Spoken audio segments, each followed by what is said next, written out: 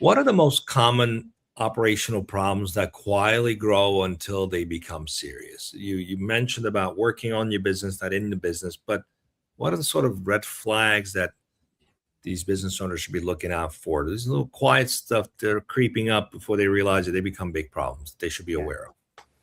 probably the biggest one is people.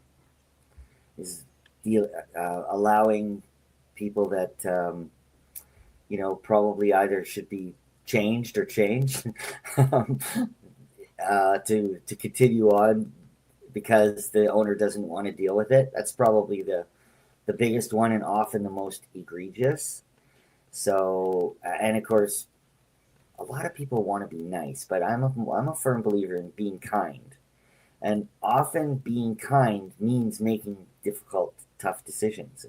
And there's a there's a iconic billionaire entrepreneur from Canada that most Americans haven't heard of him, but his name's Jimmy Pattison.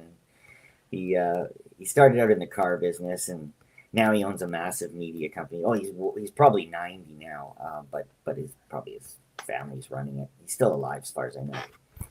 And there's a story about him that when he was starting in the car business, that every month he would fire the lowest salesperson on the totem pole, and then he would tell them that he was doing both of us a favor. And, I think it's a bit of an exaggeration, but I don't think it's a total exaggeration.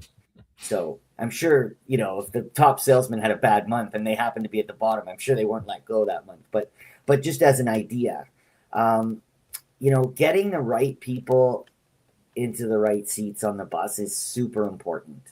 And that there's two elements to that kind of. So to me, the right people is values because it's really difficult to teach values.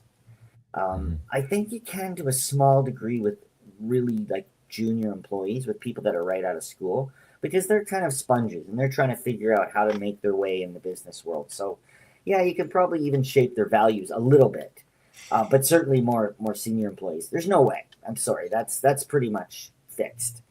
And so you've got to make sure that the values of the people align with the values of the owner and the firm.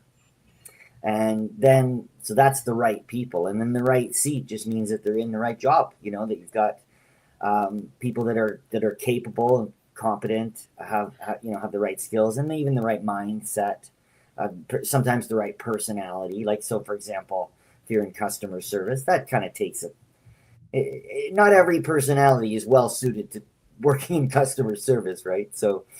But in that case, as long as they have the right values, you can often train any if there's a shortcoming, you can often train around that, either with external training or maybe some on the job training or some hand holding or that kind of thing. So that's probably the biggest one.